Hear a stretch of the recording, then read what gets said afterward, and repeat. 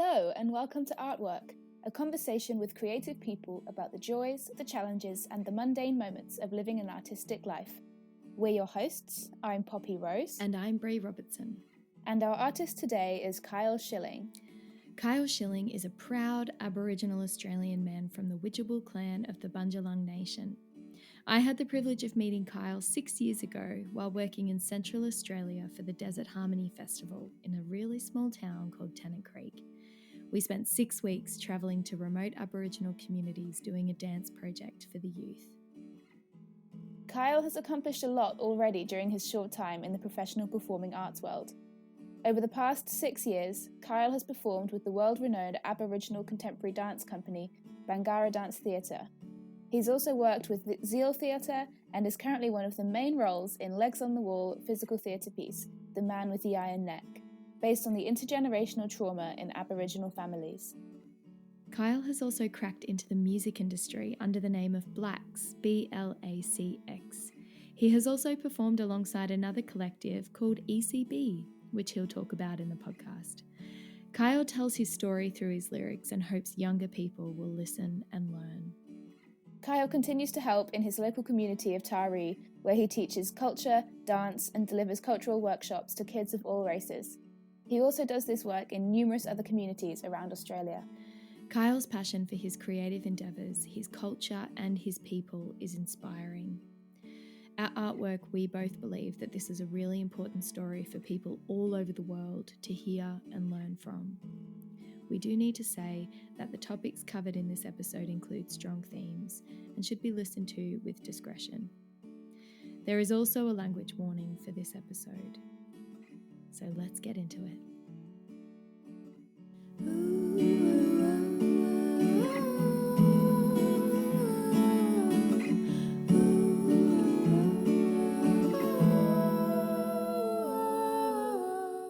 I've told Poppy a little bit about you and the shenanigans we got up to.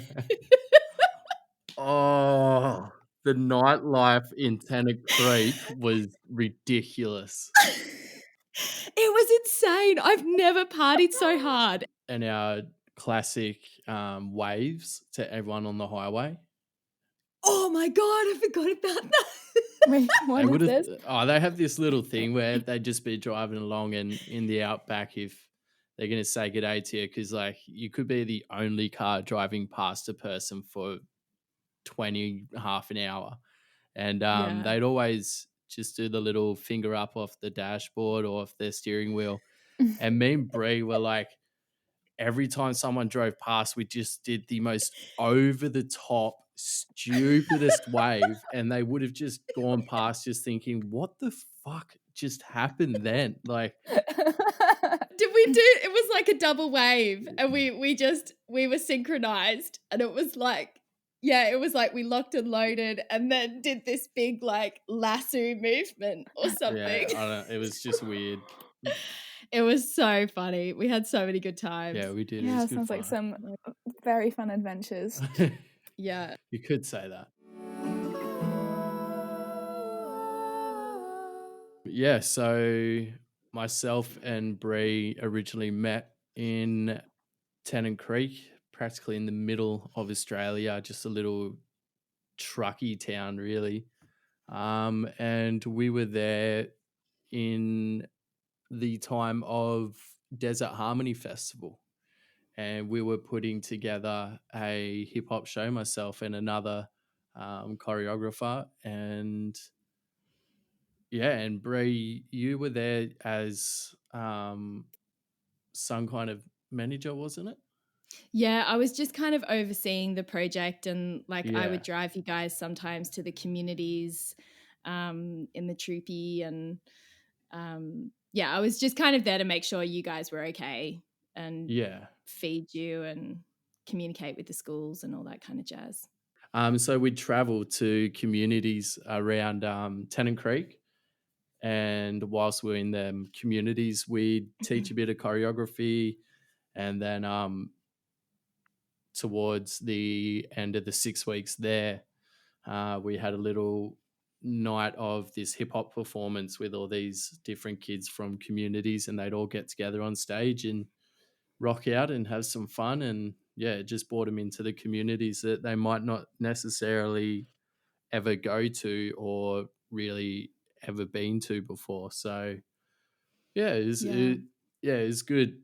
It's good fun. it It was an was. eye opener, and yeah, I suppose it was more of a privilege to be able to go out and work close with the kids and community and help them engage in something completely different to what they'd usually do. So yeah, it Yeah. was very rewarding.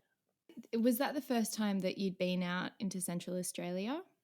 Um, yes, yeah. So um, yeah, definitely first time in Central Australia, and I feel like it was definitely for the first trip in there. Mm. Um, it's Yeah, it's definitely been one to remember, especially now I've been to so many other communities around Australia, and just thinking of my time in Tennant Creek, I think they definitely do it a bit harder out around that region than other places. Mm. But no, it was good. It was in some terms a culture shock, but at the same time, I kind of knew what I was going out there and what I was going to witness. But it definitely prepared me for my future work in communities around Australia. So I am grateful Amazing. for that trip. Yeah, Because I've followed your journey a bit on social media, but I'm really excited to hear a bit more about what you've done since that point. Because I remember when we were living there, we had lots of time to chat about the future and what your ideas and dreams were. And yeah, I'm excited to hear yeah, more yeah, about that. definitely.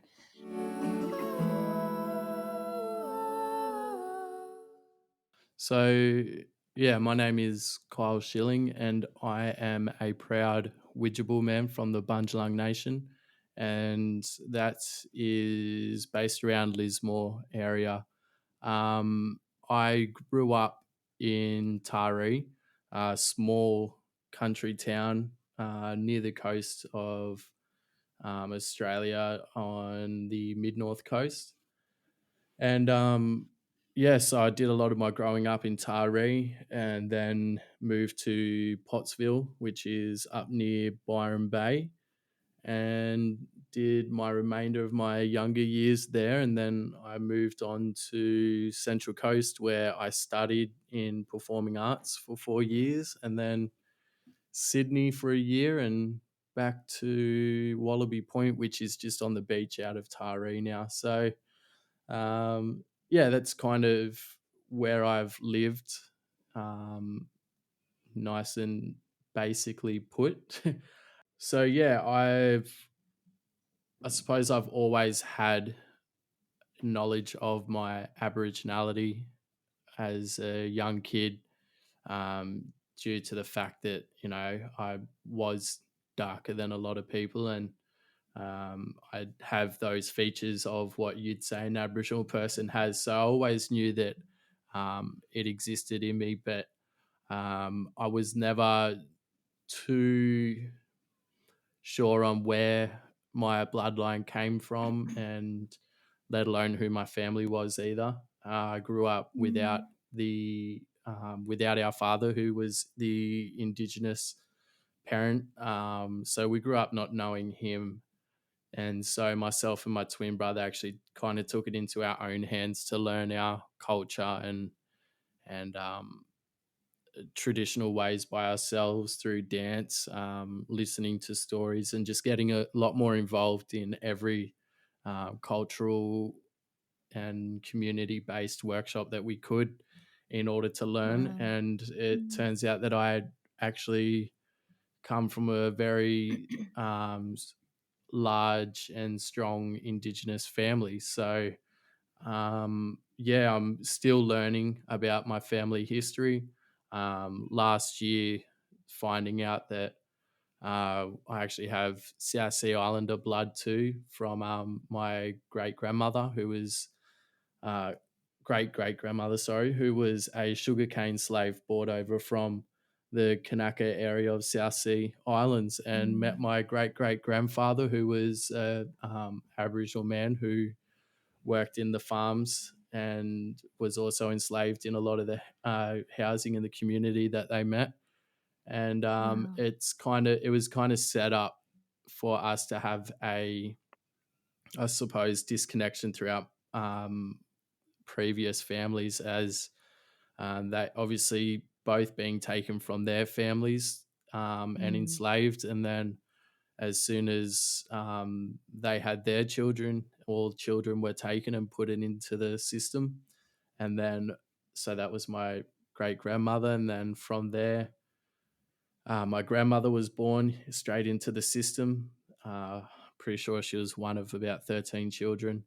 And then, so Wow. yeah, it kind of just went through each generation. And therefore, my father was born into the system as well. And I suppose in his mind, he thought it was okay to kind of just up and leave. So, yeah, I feel like myself and my brother now have this obligation to stop the disconnection from our children, Mm. and force a stronger connection and cultural connection to our children whenever that may be. So, um, yeah, that's kind of where I've been and where I'm still trying to learn a lot more about my family and history. But, Mm. it's a slow Mm. process. But, um, asked me 5 years ago, there's no way I would have known what I do now. So, yeah, Yeah. it's always Mm. been there. I've always known that I was Aboriginal, and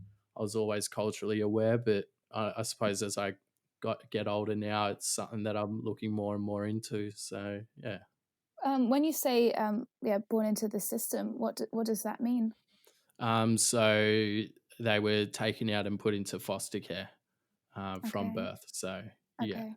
and that obviously started uh, back when they were trying to um, quite wipe out the Aboriginal, Torres Strait and South Sea race by taking them from their families, and in a sense they tried to breed us out. Oh my So goodness. I yeah, didn't know so that. yeah, so you a good thing to look into is that of the stolen generation, Hmm. Mm. who and that stopped with some people's uh, grandmothers and grandfathers only 2 generations ago. So yeah, we are brought up here in Australia, especially as an Indigenous person, where we've grown up with disconnection, Mm. Mm. due to settlement and other things like that. Therefore, that's why we're so proud, to be the longest um, living culture on Earth, because Wow. there's Yeah. been so many attempts to wipe us out, and they've just never done a good enough job. Yeah, it's always hard. There's always a wall that we end up facing due to Mm. history and connection, but um, there's other avenues and other ways we can go about things and continue to learn and not just allow that wall to stop us. So yeah. Mm. Mm. How has it meant? What has it meant for you? When you say that 5 years ago there was so much that you didn't know about where you came from and where you fit in with your Aboriginal heritage. What has it meant for you to find that out? I feel it's just built me up to who I am now and the story that I'm telling, through my music, through my theatre work, through my writing, and it's given me more. I feel more of a purpose, um, and in regards to teaching the next generation to feel proud and connected, whether they're disconnected, to find that connection any way possible, because there's always a connection. You just got to keep looking until you find it. So yeah.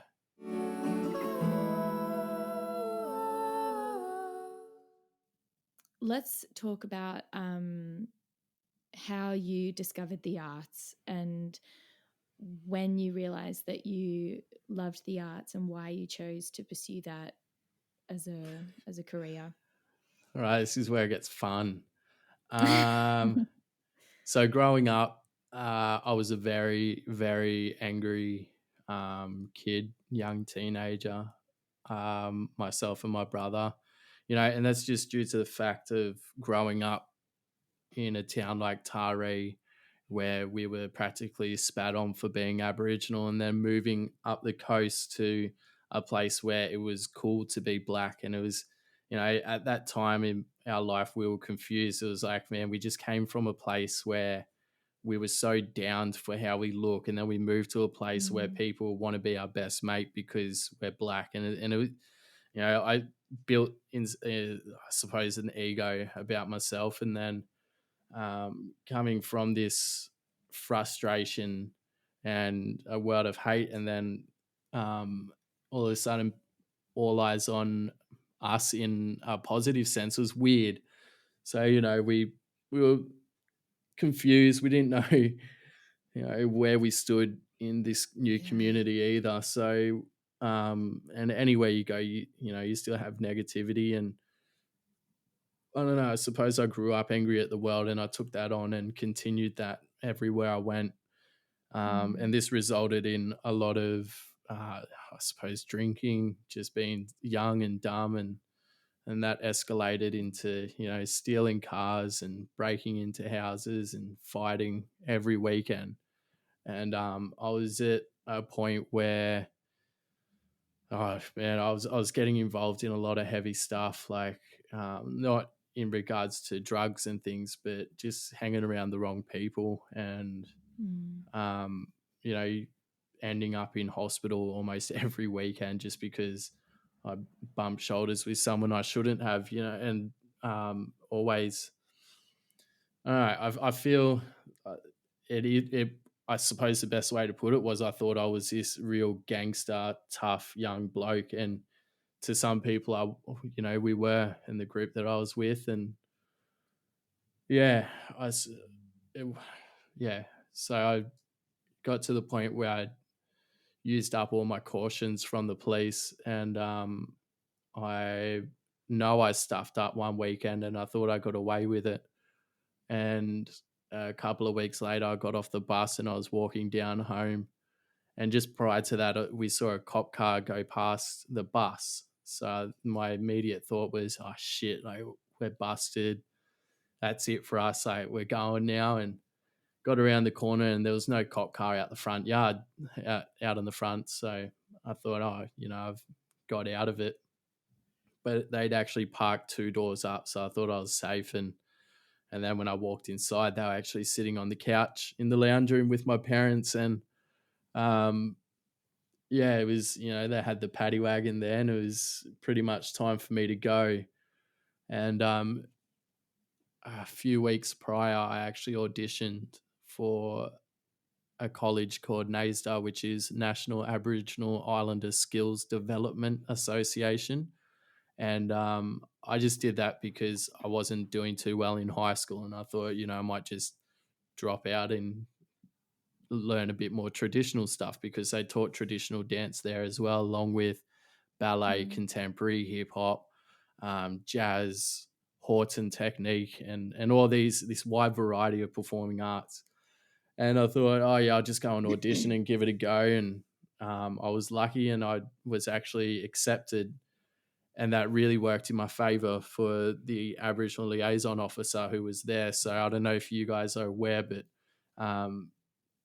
they try to always have an Aboriginal liaison officer tag along with a police officer when they're talking to or having to visit Indigenous kids or young adults. So he was aware of me getting in, and he actually knows of a few people that went and done that course, and it really changed their life. So the deal was that one more stuff up, and they weren't going to let me slide this time. So yeah, from there they wished me luck in my endeavors, and next thing you know, I'm a ballet dancer at one point. It was Wow. it was hell weird. I actually really didn't like any other dance style than traditional for about a solid year.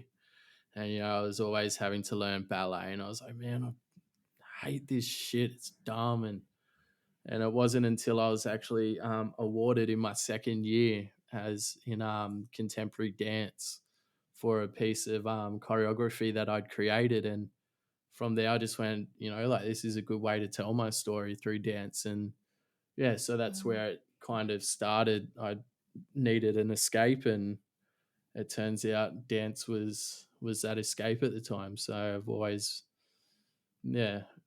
held that really close to my heart now, knowing that it really did help me out of a tough situation. So yeah. Wow.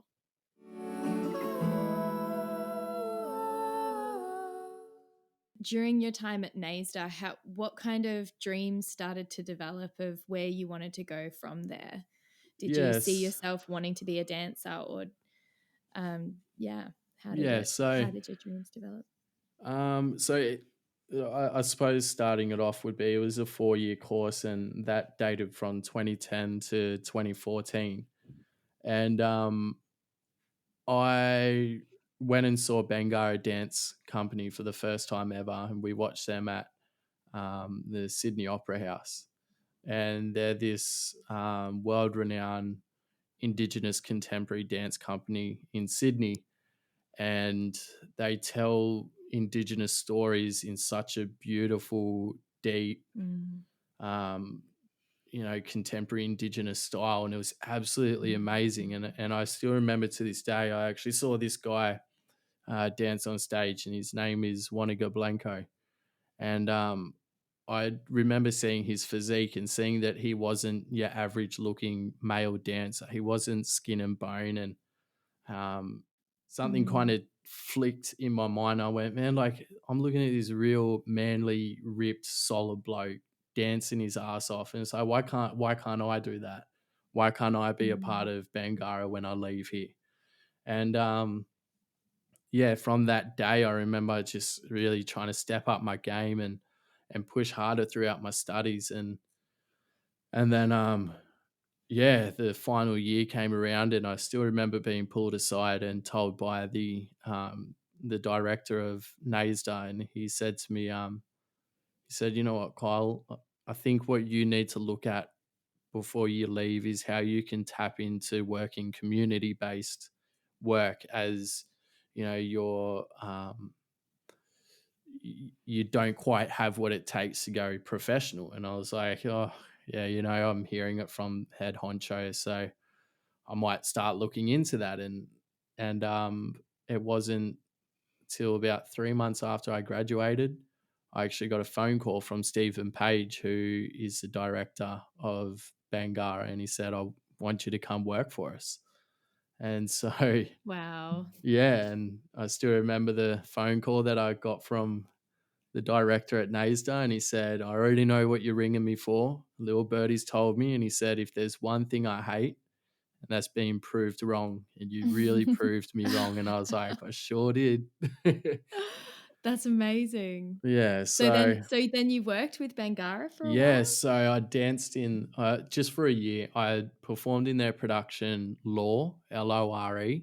And we had the privilege to work with Francis Rings, who is an amazing choreographer and actually ex-dancer at Bangarra too.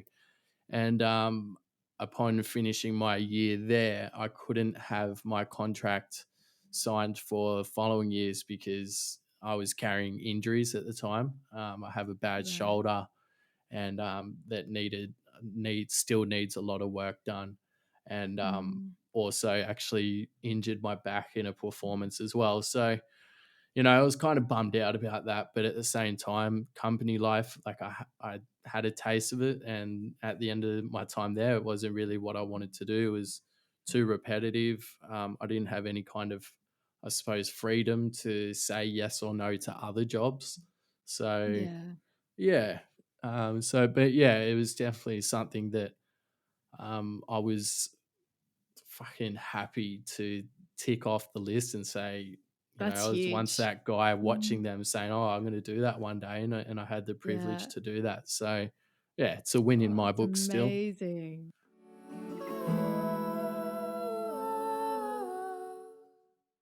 You were pursuing dance, and you said you did a bit more work in community. Now, a lot of our listeners are not Australian, and a a lot of the things that you're talking about, they will have never heard about before. So can you give us a little bit of information about what you mean when you say that you work in community? Yeah, so here in Australia, we still have communities of Aboriginal people. So these communities are places that, in some spots, still live traditionally and still speak their traditional language. And sometimes English, isn't spoken amongst a lot of the people there. And so, yeah, around Australia, we do have these little remote communities where it's i- Aboriginal populated and still practice traditional law and protocol and tradition. So it's crazy. Some of the communities are just absolutely beautiful. You get there and you you're submerged in culture that has been here for 80,000 plus years, and they still Mm. use traditional ways and from painting to language to their connection to one another, their connection to the land, the skies, and they work off the land still. They don't have people sitting there saying tomorrow's weather is going to be this. They know how to tell tomorrow's weather by things that happen that day, in a sense, they're still blessed to hold all their knowledge. But then there's a lot of communities that aren't so lucky and live in third world conditions, in high poverty and suicide rate. And, um, it's an absolute shock. I've been to a lot of communities like that where you're having children take their lives at the age of 9 years old. Um, so yeah, it's a tough one. You can have some really strong communities, or you can have some really broken down communities here in Australia. So Mm. yeah, I've kind of worked in both those kinds of communities throughout Australia. Mm. And what kind of work have you done in those communities? So a lot of my stuff has been dance related, hip hop Mm. mainly, to connect with the youth of a lot of the communities. Um, yeah, so they don't understand a lot of things. So when they hear of hip hop, the kids love it.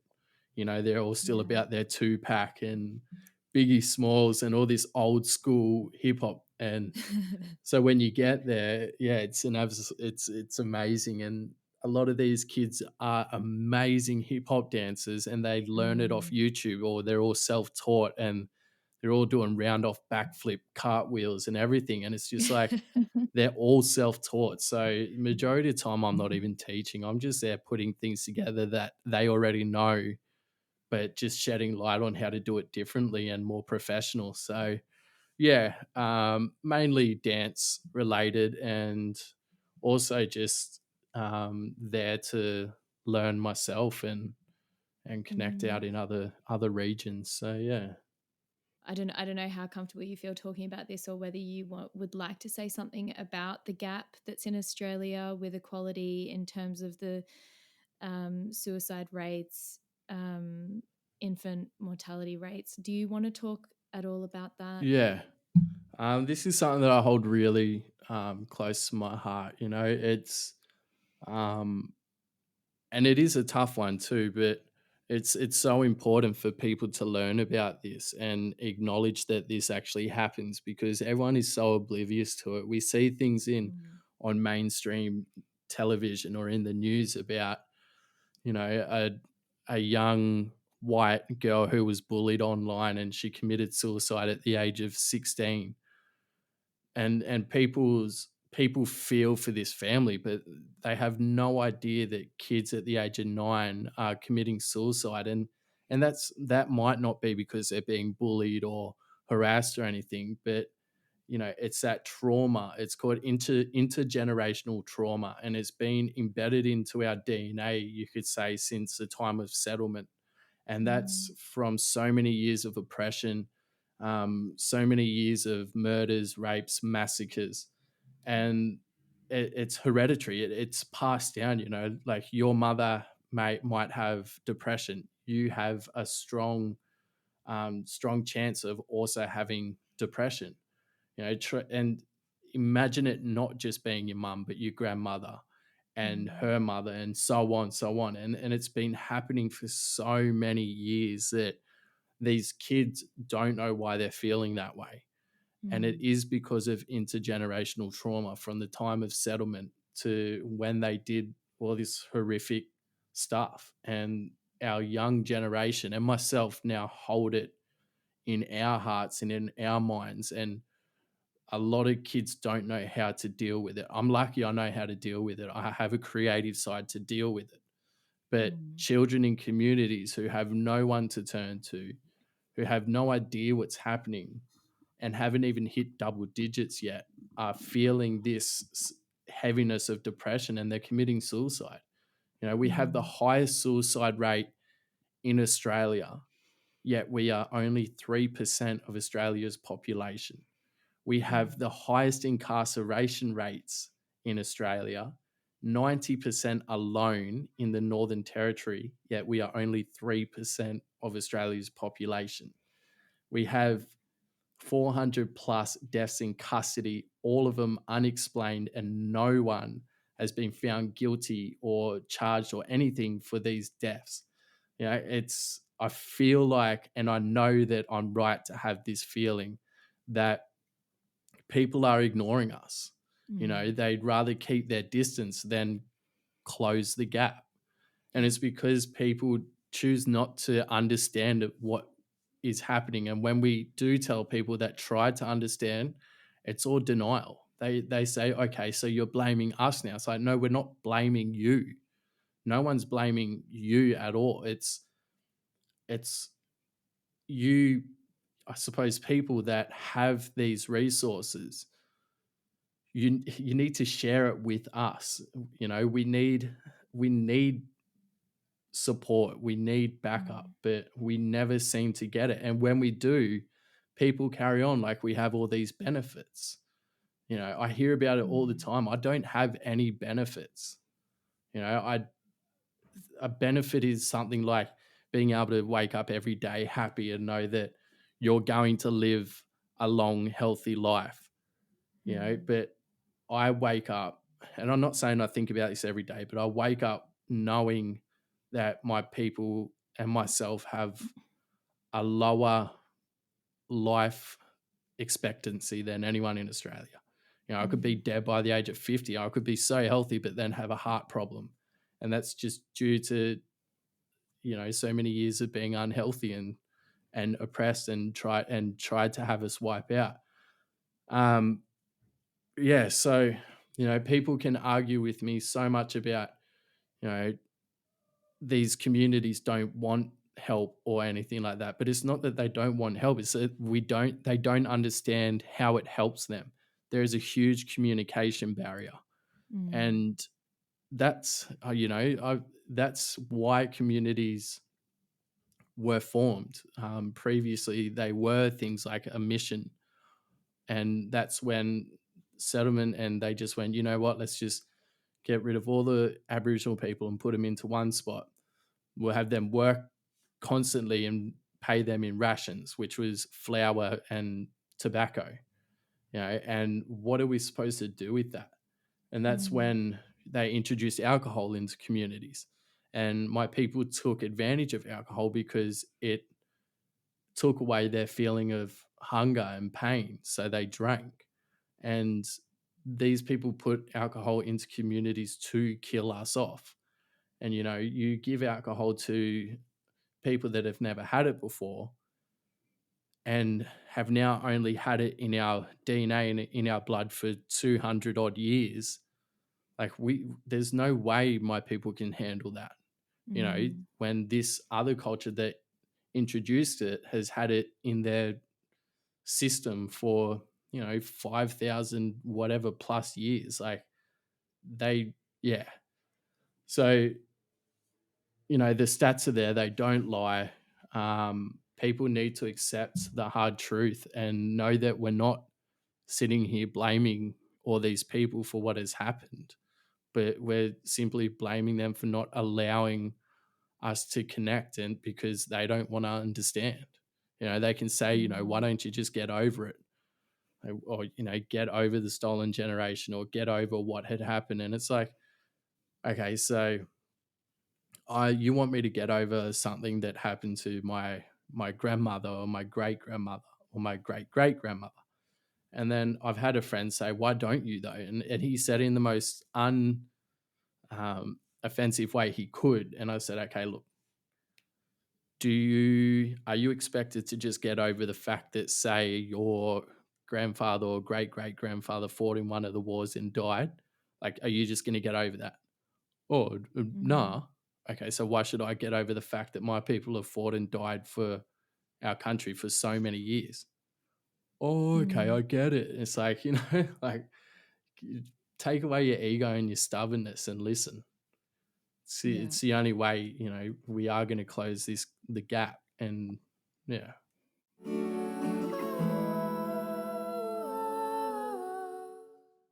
How do you feel at the moment, Kyle, with everything that's happening around the world in reaction to George Floyd's murder, and this uprising that seems to be happening across the world, and also we've seen like a lot of marches in Australia.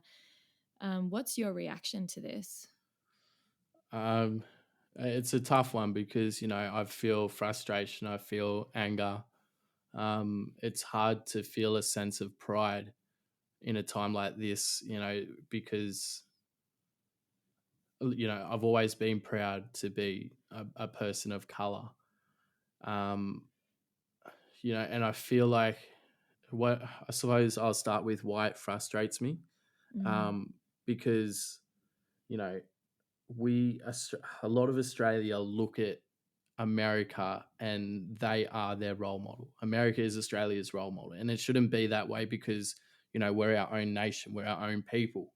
But it's taken the continuous, murder of black people in America to spark something here in Australia when it shouldn't be like that. Like I said before, we've got 400 plus unsolved reasons as to why these Aboriginal people are dying in the hands of police custody.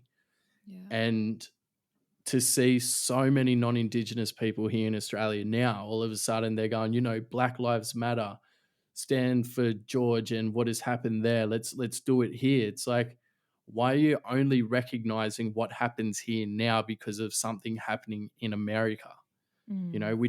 That shouldn't have been a reason for you to turn around and say that our lives matter. As me, as an Indigenous person, I've known about these wrongdoings my whole life. I was a target of physical abuse by police numerous times as a kid. Like, it got to the point where, I was every weekend I was bound to get flogged by police. I had court for 2 years because a police officer tried to say I punched him, which gave him and 5 other police the excuse to beat the shit out of me, only to then find out that all their statements were wrong and different to each other.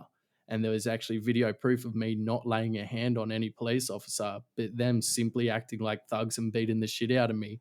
And everyone who witnessed it knew it was because of my Aboriginality. I was the only Aboriginal person there. Why the hell did they have to come up to me and just flog me, It always happens. I always see it.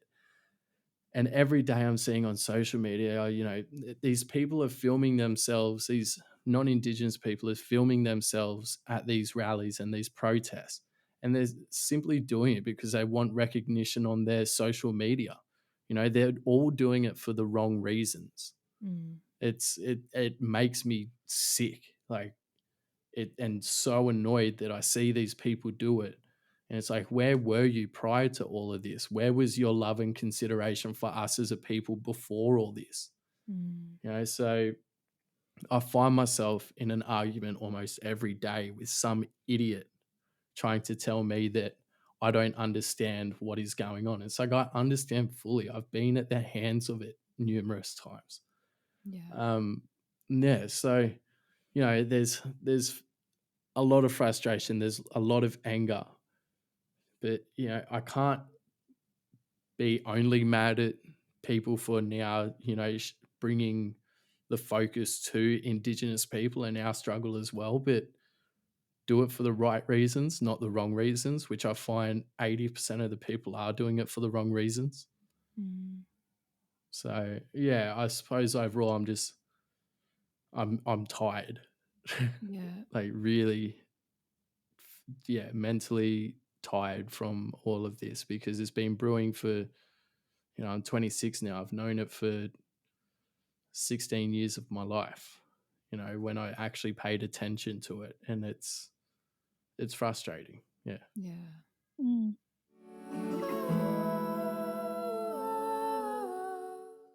What's your hope? Yeah, so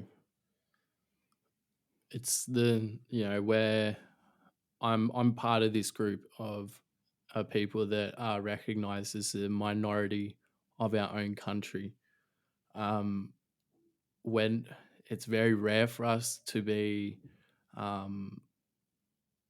singled out for our success, in a sense. We're always pinned on for what we've done wrong or what we do wrong. And I suppose why I continue to push and put so much energy into the fight is because I want people to look at us with a different stereotype. I want people to look at us like we are proud, strong Indigenous people, and not this worn down, brittle culture of people just dying or drinking themselves away, or taking their own lives and things like that. I want people to look at us in a positive light, and that's what drives me. Like, I've done it for myself. People look at me and know what I do in this community and what I do around Australia. But it's not just for me to feel that way. It's all my people. So that's what drives me, is that, until we're all looked at equal, then I'm not going to stop. So, yeah. Is that what you're doing right now, or is that kind of what's driving the music that you're making at the moment? So at the moment, like, I do jump into a lot of stuff based on why I am this person and through how I've grown up and what I've done. But a lot of the times through my music, I'm telling my own story. And that's the story that a lot of people, black, white, yellow, green, whatever color you are, a lot of people can still resonate with that story. So I'm trying to put the even playing field on in my music. And, if I do get to that point where people really do look up to me and listen to what I say, that's when I can start implementing and telling the story to people around the world and around Australia on how it really is to be an Indigenous Australian. So I try not to bombard people's minds with it now through my music. I'm aiming for something that people can listen to and enjoy. And then further down the track, really start, once people are listening to me, give them something to listen to and really think twice about who they are as a person, which I feel that I still am doing that through my music, but not in a sense of only being that of an Indigenous person in my music. I'm in my music, I'm a person for everybody. Temporarily feeling I'm imaginary, made up on the spot by a young kid, visionary. People putting words in my mouth, I'm no dictionary. Rather see me locked up, put down, it's kinda scary. So much hate in this world, yet I'm pushing hard to find love from a girl, knowing that I'm even better by myself, even better with the cards that I'm dealt. I'ma play this game with nobody's help. Working hard, 9 to 5, working, I'm alive, working till I die, working to the point that everybody want a piece of my pie. I'ma stay selfish that I won't even hand out a slice. You can call me arrogant, I prefer heaven sent. Your words to me are irrelevant. I remember all that shit you said about me, call me elephant. Now you're asking for my help, I won't even put out a hand. Now they're saying, Kyle, you weren't even that guy. Now you got yourself a vision and you're aiming too high. How the fuck you gonna say all this behind my back? But when I turn to face you, you don't know how to act. Kiss my ass crack, I bet your knees hurt, kissing all that ass fact. Fat goals, I'm on the climb, I got a sore back. Thinking back to a time I could've stayed trapped, but now I'm pushing on my way through. And is that what you're giving most of your time to now? music rather than your dance and theatre? Yeah. So, and that's strictly because of, this whole COVID thing. I'm having more time to sit here and write and record. But theatre is still definitely there.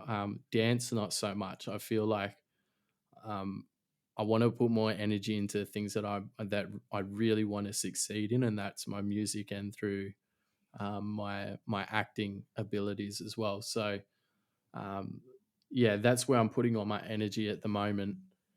Um, dance will always be there, but it's not something that I want to pursue as much in terms of a career anymore. We'd love to hear about some of the other projects you've worked on, like theatre or film, or what you do with your music, if there's any Yeah, for sure. highlights you'd like to share. Yeah. So after Bangara, I actually went on to perform in my first theatre production with a company called Zeal Theatre, and we wrote a story based on a young Aboriginal man who goes off to his uncle because he needed a stronger role model in his life, as his father had gone and his mother couldn't control him anymore. So I went on to perform that show with them, and that travelled to numerous schools around New South Wales and a couple in Victoria. And so we took this story and we took it to high schools where people could learn and re-evaluate where they were heading in the future. After that, I went on to, I suppose my next biggest highlight was to then perform with Legs on the Wall, which is a Sydney physical theatre company.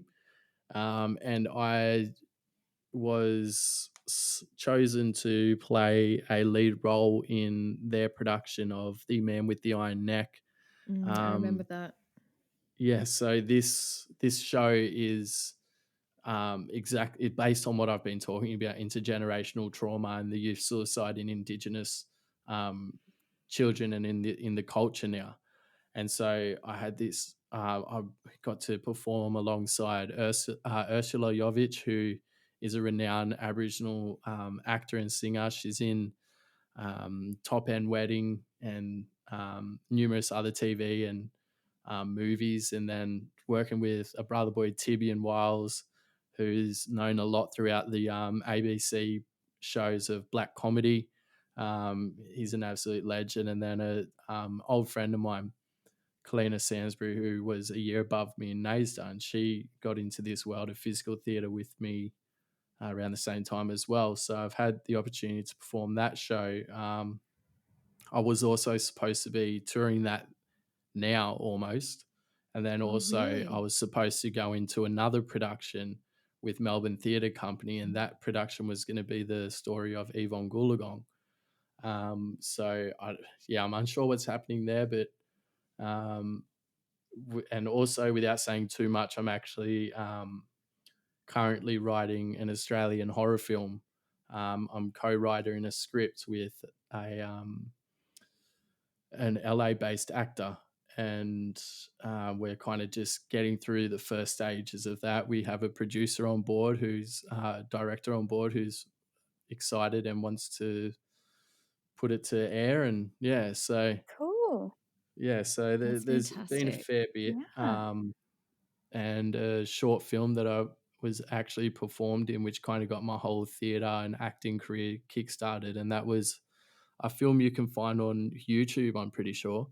And it's by a company called Must Go Faster Films, and it's called The Hoax. And it was kind of my debut on-screen short film. And so from that film, everything kind of started not falling into my lap, but popping up and becoming more of an option for me. That's amazing, Kyle.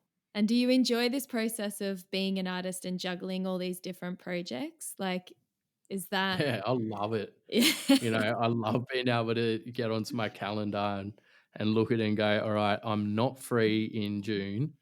I might be free in August. I've got this show then. And I'm just like, I feel blessed. I'm like, yes, finally, I'm not sitting here and flooring 24/7. Yeah. Oh, that's Yeah. so amazing. And you find that it's okay for you to not be in Sydney? Like, it's Oh yeah. you're happy to Yeah. not be in the city anymore? Yeah, I hate the city. Absolutely hate it. Yeah. And so when, and all these companies I've worked with are awesome. They get me to where I need to be. They cover the costs of everything, and then I get to stay in, a really nice apartment or an Airbnb for so many weeks. They really look after me, and That's great. it's awesome. To feel like I'm on holiday working. That's the dream, hey? Oh, I know. definitely. And you get to live near the beach. Yeah. Oh, it's so annoying. All I can hear is the ocean crashing right now. It's frustrating. Oh gosh, how horrible. Look out the window and think whether or not I want to go for a surf. It's tough.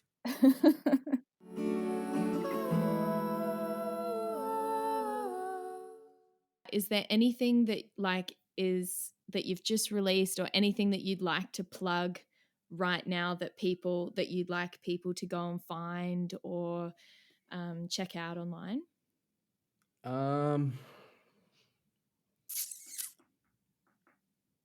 I know soon, in the next week or two, I'm hoping there will be a new film clip release of a single that I'm releasing called Stuck in My Head. And this film clip was shot and produced by a company here in Taree called Pluto Entertainment. So that's something to keep your eyes out for. I suppose my older stuff, a track called Through the Crowd, which you can find on my YouTube, just under Kyle Shilling. And that's just based on lyrically about the continue of pushing to where I want to be, and not allowing people's perspectives on me to change who I am and what I'm doing. So yeah, I suppose for now those two, I guess, would be a good starting point. And yeah. And what's your new music project name? What name do you play under? So it's under BLACX, and that's BLACX.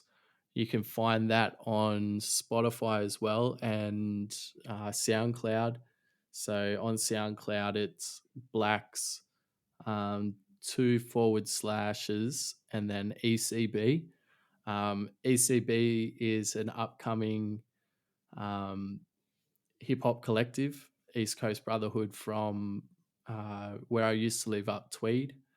And they're absolutely killing it at the moment in Australian hip hop. So, yeah.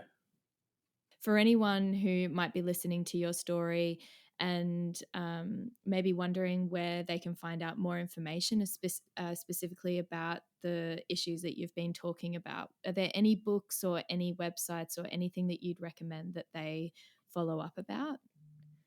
Yeah, so things like Stolen Generation, you can literally Google or go onto YouTube, stories of those who have gone through Stolen Generation.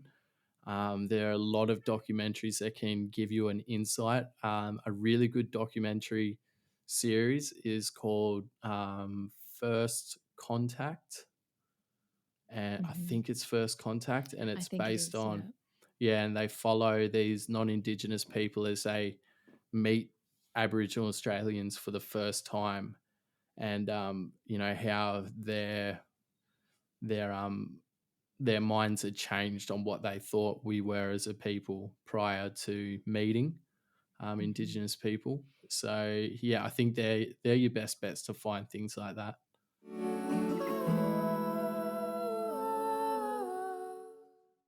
And is there anything that you'd like to say to fellow artists who are hearing your story? Is there any advice that you would give of what it takes, or what you'd like to pass on as a fellow artist to encourage other people out there listening to you? Yeah, so start off, consistency is key. Don't listen to people who tell you how to do things that aren't doing what you do.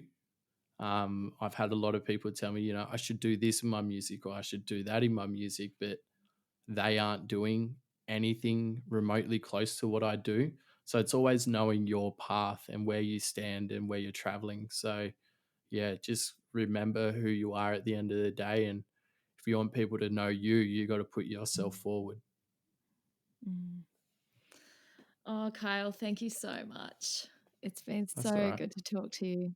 I'm glad that, you could take something from this, and I really hope that other people do too. It's a conversation that needs to be heard and had by everyone. Not just those with not having just this conversation with Indigenous people, but just having a conversation in general. People need to understand where everyone's coming from, and we need to change what's happening in this world, because the way it's going so far, things aren't looking too great. So there's this thing that I also like to say. It's like, we're not here to walk in front or behind one another, but we're here to link arms and walk together. So that's what people need to start realizing, that we're all in this together. And people shouldn't be having to fight their own fight for their people. It should be, there should be no fight. Yeah, absolutely. And I think, most of the people who are going to listen to this podcast probably don't come from Australia and don't really know much about this. And like coming from Australia and moving to Europe and having conversations with people who have never been to Australia, it's the knowledge about what has happened and what is happening in Australia is so basic. And I think it's really, really important that like the world beyond Australia starts to hear this, so that we can also like have the world putting a bit more pressure on our leaders as well, because I feel like it's so easy for our politicians and leaders to just kind of hide over there in the South and not really have to be accountable to anybody. Well, that's it. Yeah. Awesome. Cool. Oh, well, I'll talk to you soon, Kyle. Stay in touch. Yeah, sounds good. Yeah, definitely. So great to talk to you. Yeah, I'll be hearing from you soon anyways. Yeah, definitely. Thank you so much. It's been a pleasure. Bye, mate.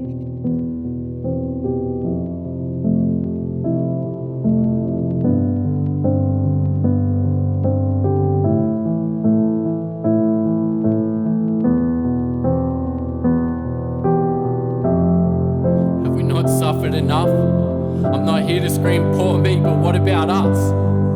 We got children dying on the front line, the government doesn't give a fuck.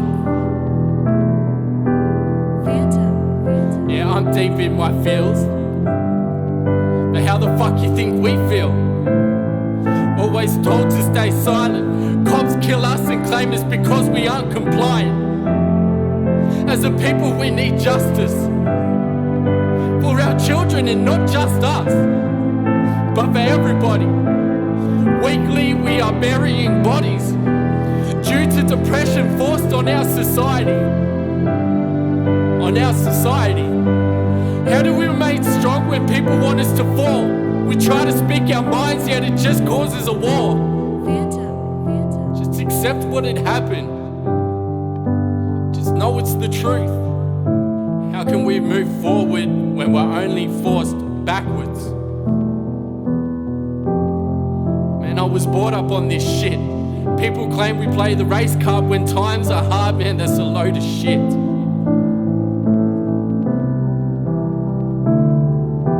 We know where we stand as a people. We hope that one day we are equal. But right now we're constantly fighting this evil. People spit in our face and tell us that we are not equal. We are proud, strong. We are a people. Why can't we just stand with love, unity, respect? I'ma fight this fight. I don't give a fuck if I end up dead.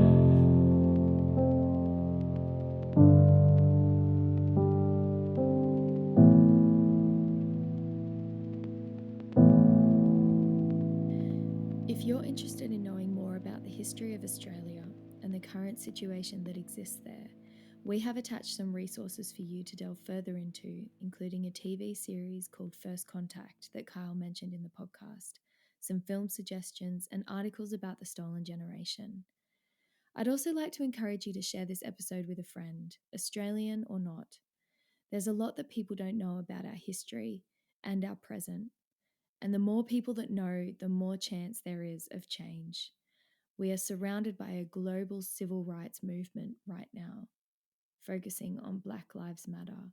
And for me as a white person, perhaps you are too, it's these types of stories that are our education.